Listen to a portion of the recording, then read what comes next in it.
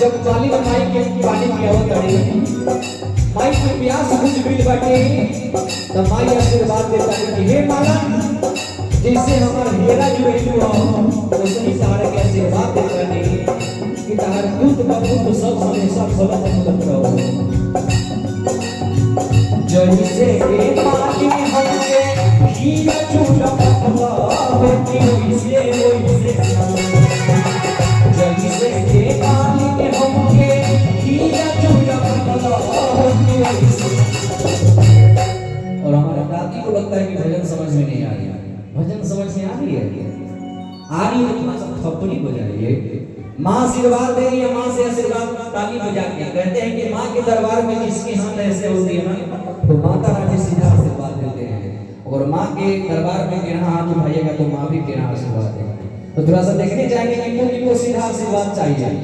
सीधे दोनों हाथ जो जिनको माँ सुंदरती है, अगर हाथ बगल में नहीं हो तो कहीं चले जाइए किसी और से, दोनों हाथ खोल के अब प्रेम से बोलिए शीतला भवानी की।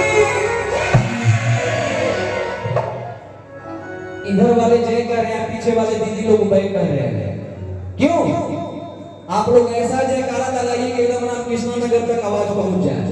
सारे लोग दोनों हाथ उठा करके और प्रेम से बोलिए पटल देवी मैया की। ये कोई ना बात माई आशीर्वाद दे दिया भाव के साथ कहा कि जैसे में मालिन हमके